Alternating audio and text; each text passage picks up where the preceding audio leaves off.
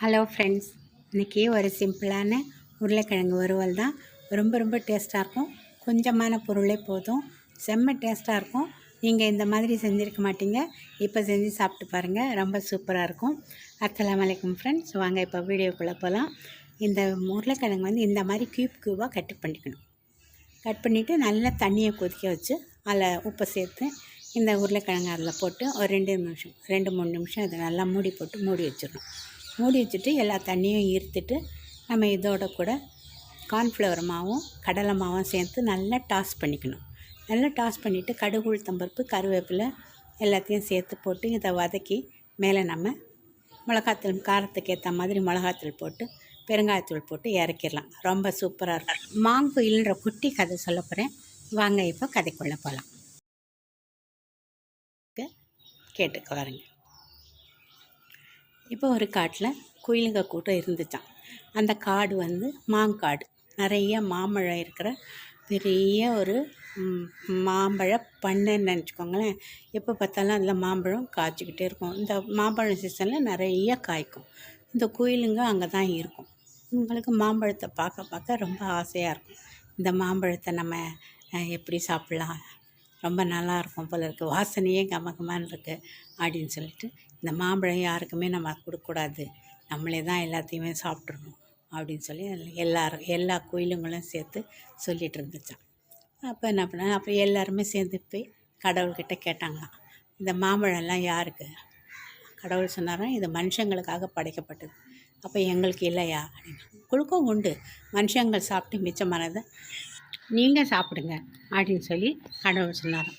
அதுக்கு இவங்க சொன்ன, இல்லை நாங்கள் தான் சாப்பிடுவோம், மக்களுக்கெல்லாம் இதிலேருந்து தரமாட்டோம், மனுஷங்களுக்கெல்லாம் தரமாட்டோம், நாங்கள் தான் இதை எல்லாத்தையுமே சாப்பிடுவோம், இது எப்போ விளைஞ்சி எப்போ குறையுதோ அது வரைக்கும் நாங்கள் இதை சாப்பிடுவோம் அப்படின்னு சொல்லிட்டு குயில்கள் சொல்லித்தான். 2 பேருக்குமே ரொம்ப தர்க்கம் நடந்துக்கிட்டே இருந்துச்சான். அது கடவுள் சொன்னாலும், நான் சொன்னால் கேட்க மாட்டேன்றீங்க, நாங்கள் உனக்கு சாபம் கொடுத்துருவேன் அப்படின்னு சொல்லி சொன்னாராம். நீங்கள் என்ன சாபம் கொடுத்தாலும் சரி, நாங்கள் மாம்பழம் சாப்பிட்றது தான் அப்படின்னு சொல்லிட்டு குயில்கள் சொல்லிட்டான். சரி, நீங்கள் மாம்பழம் சாப்பிடுங்க, அந்த 2 மாதமும் உங்கள் வாய் வெந்திருக்கும், நீங்கள் ஆரோக்கியமாக இருக்க மாட்டீங்க, உங்களால் மாம்பழம் சாப்பிட முடியாது, அதுதான் என்னோடய சாபம், போங்கன்னு சொல்லி அனுப்பி விட்டாராம். அவ்வளோதான். இந்த குயிலுங்களோட 2 மாதம் அந்த குயிலுங்களுக்கு வாயெல்லாம், அந்த குயில், மைனா இவங்களுக்கெல்லாம் வாய் வெந்துடும். அவங்க தான் அந்த மாம்பழத்தை சண்டை போட்டு கேட்டது, வாய் வெந்துடும். அதனால் அந்த வேதனையில் தான் அவங்க மாம்பழத்தை பார்த்து ஏங்கி அந்த மாதிரி ஒரு குரல் போட்டு நம்மளை, இந்த குரல் தான் நமக்கு கேட்குது. அதுதான் நிறைய அந்த மாதத்தில் நமக்கு அந்த குயிலுக்கு ஒரு சத்தம் கேட்கும். இதை நாங்கள் கேட்டதுனால தான் எங்களுக்கு பாடம் சொல்லி கொடுக்குற வாத்தியாரம்மா சொன்னாங்க, அதாவது அரபி சொல்லி கொடுக்குறாங்கல்ல, அவங்க இந்த மாதிரி சொன்னாங்க, இந்த மாதிரி தான் கடவுளோட சாபம். அதுக்கு 2 மாதம் யாரும் மக்களுக்கு துரோகம் பண்ணுற யாருக்குமே கடவுள் சாபம் நிறைய இருக்கும்.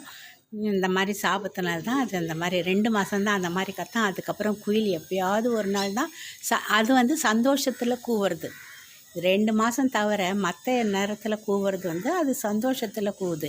இந்த 2 மாதம் கூவுறது அது துக்கத்துலேயும் கஷ்டத்துலேயும் வேதனையிலையும் கூவுது அப்படின்னு சொல்லி அவங்க சொல்லுவாங்க.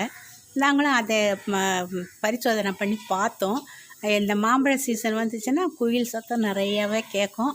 நீங்களும் கேட்டு பாருங்கள் ஃப்ரெண்ட்ஸ், உங்களுக்கும் அந்த மாதிரி சத்தம் கேட்கும். இதுதான் அதோட கதை நல்லா இருந்துச்சுன்னா லைக் பண்ணுங்க, கமெண்ட்ஸ் பண்ணுங்க, உருளைக்கிழங்கு பண்ணி இதே மாதிரி சாப்பிடுங்க, ரொம்ப நல்லாயிருக்கும். ரசம், சாம்பார், காரக்குழம்பு, முட்டை குழம்பு எல்லாத்துக்கும் ரொம்ப சூப்பராக இருக்கும். இந்த மாதிரி ஒரு வித்தியாசமாக ஒரு வாட்டி நீங்கள் இந்த உருளைக்கிழங்கை ஃப்ரை பண்ணி பாருங்கள் ஃப்ரெண்ட்ஸ், ரொம்ப நல்லாயிருக்கும். இந்த கார்ன்ஃப்ளவரும் கடலை மாவும் அவ்வளோ ஒரு டேஸ்ட்டு கொடுக்கும். நன்றி.